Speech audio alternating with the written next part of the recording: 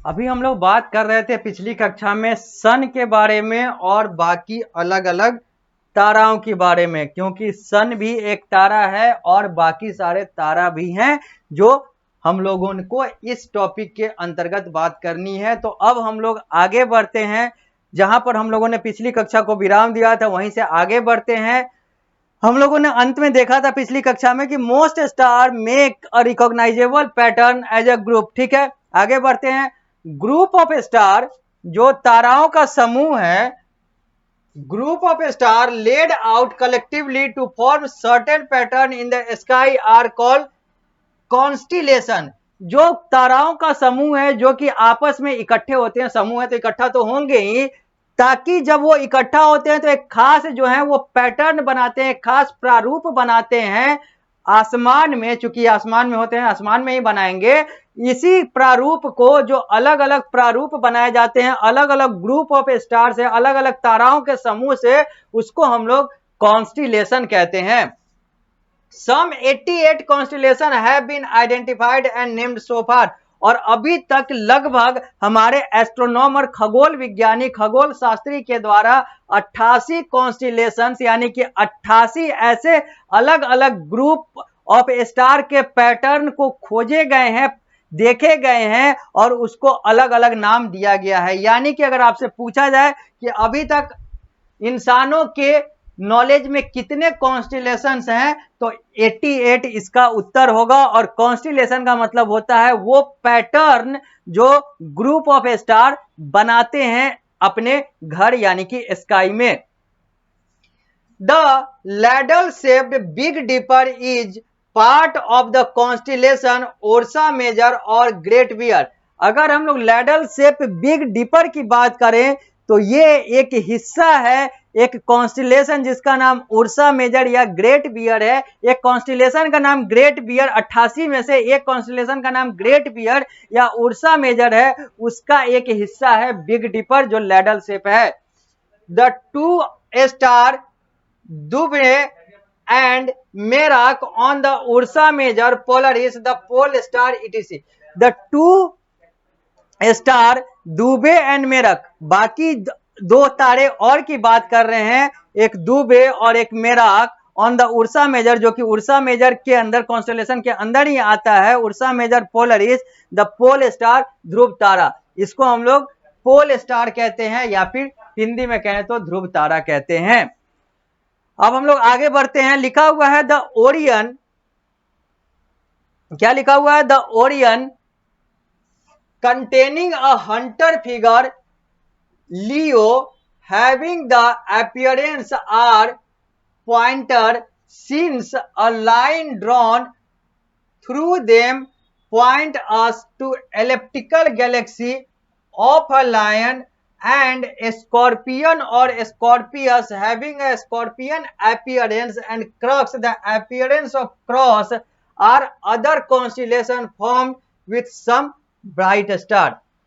अब हम लोग उर्सा मेजर यानी कि हम लोगों ने एक कॉन्स्टिलेशन की बात कर ली, अब कुछ और कॉन्स्टिलेशन की बात करेंगे जिसके अलग अलग नाम हैं और उसके आकार के, उसके प्रकार के कारण से इसको अलग अलग नाम दिया गया है।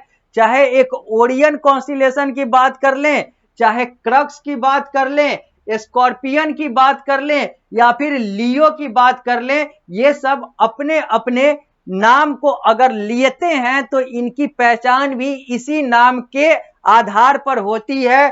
ओरियन का मतलब होता है एक ऐसा कॉन्स्टिलेशन जिसका जिसमें क्या होते हैं, जिसका जो आकार और प्रकार है वो हंटर का है, यानी कि शिकारी टाइप का यह दिखता है कॉन्स्टिलेशन ग्रुप ऑफ स्टार। जबकि जो लियो है वो जो है उसका जो है वो लायन टाइप का यानी कि शेर टाइप का उसका आकार और प्रकार दिखता है। जबकि स्कॉर्पियन या स्कॉर्पियस जो है कॉन्स्टिलेशन, उसका जो अपीयरेंस है वो स्कॉर्पियन टाइप का है। जबकि क्रक्स का अपीयरेंस जो है वो क्रॉस है, यानी कि क्रॉस जो अपीयरेंस लेकर चलता है उस कॉन्स्टिलेशन को क्रक्स कहते हैं। ये सब अलग अलग कॉन्स्टिलेशंस के नाम है जिसमें चमकते हुए अलग अलग बहुत सारे सितारे हैं, बहुत सारे तारे हैं। ये जो है जो हम लोग बात कर रहे थे लियो का, लियो जो है वो एलिप्टिकल गैलेक्सी का पार्ट है, यानी कि इस गैलेक्सी का पार्ट है एलिप्टिकल, यानी कि इस टाइप से अर्धगोल या फिर कहें तो चपटा टाइप का जो गोला होता है उस टाइप का जो गैलेक्सी है वो एलिप्टिकल गैलेक्सी है। हम लोग जो है स्पाइरल गैलेक्सी में है और लियो जो है वो एलिप्टिकल गैलेक्सी का हिस्सा है, पार्ट है। आगे आगे लिखा हुआ है क्या, तो star twinkle while planet don't, star जो है वो चमकते हैं जबकि ग्रह में ऐसी कोई शक्ति चमकने वाली नहीं होती है। If we observe the sky on successive evening we find that star do not move with respect to each other, अगर हम लोग आसमान को देखेंगे लगातार, हर शाम को देखेंगे या हर रात को लगातार देखेंगे, दिन प्रतिदिन हर रात को हर शाम को देखेंगे अगर तारे को, आसमान को, तो we find that star do not move, हम लोग देख सकते हैं कि जो तारे होते हैं वो मूव नहीं करते हैं, यानी कि उनमें जो है वो घूमने की शक्ति नहीं होती है, ऐसा दिखता है with respect to each other, आपस में, यानी कि आपस में एक दूसरे की तुलना में ये लोग मूव नहीं करते हैं, ऐसा दिखता है अगर हम लोग बार बार लगातार आसमान को शाम में देखें या रात में देखें तो। लिखा हुआ है planet appear to be moving with respect to star, planet जो है वो दिखता है, वो लगता है कि वो मूव कर रहा है स्टार की तुलना में, यानी कि तारे की तुलना में ग्रहों का मूवमेंट जो है वो दिखता है, लगता है।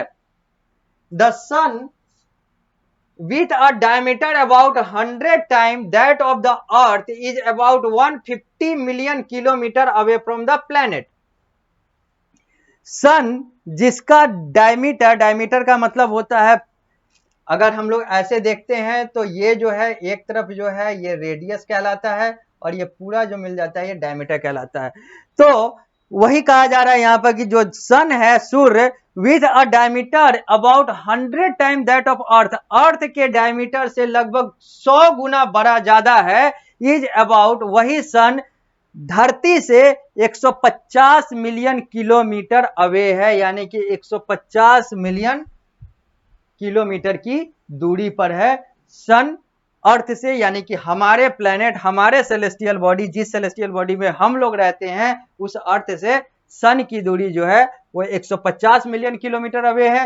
लेकिन वहीं पर अगर हम लोग अर्थ की तुलना में डायमीटर की बात करें सन की, तो वो हमसे 100 गुना ज्यादा है, यानी कि 100 टाइम मोर देन अर्थ है।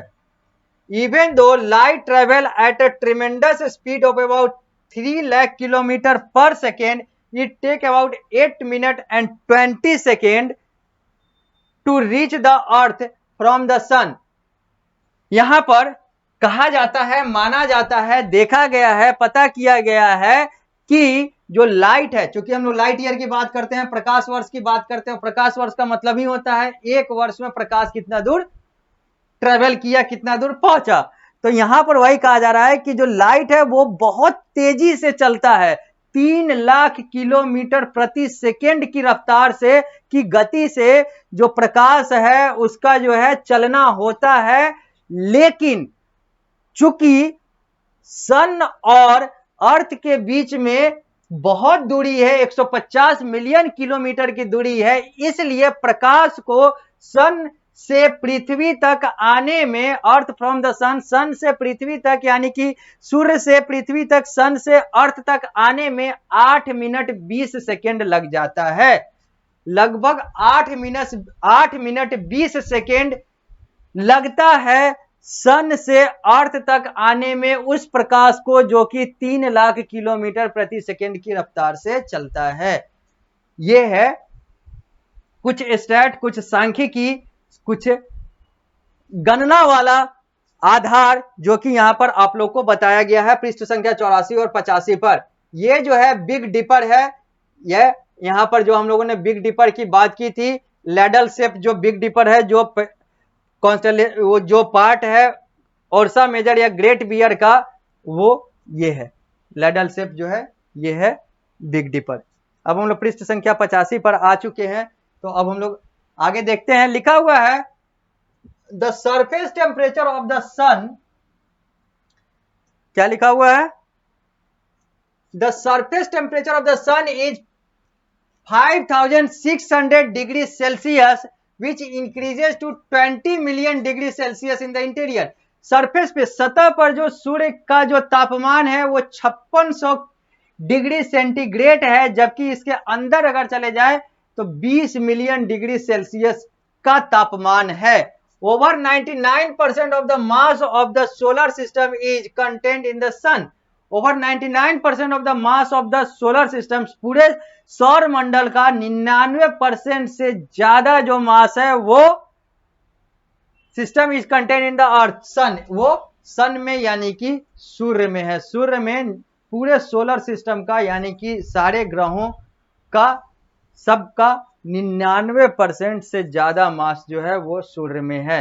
अब हम लोग जब अगली कक्षा में आएंगे तो बात करेंगे our solar system, the sun and its planet. अब हम लोग अपने सोलर सिस्टम की बात करेंगे और बात करेंगे सन एंड इट्स प्लैनेट का, यानी कि सूर्य और उसके ग्रहों की बात करेंगे, क्योंकि हम लोगों को इस अध्याय का में पढ़ना ही था। अध्याय का नाम ही था अर्थ इन द सोलर सिस्टम। तो अब हम लोग यहां से देखेंगे कि अर्थ की क्या स्थिति है, अर्थ कहां पर है, यानी कि अब हम लोग our solar system, sun and its planet की बात करेंगे। इन सारी चीजों की बात करने के लिए मिलते हैं हम लोग अगली कक्षा में।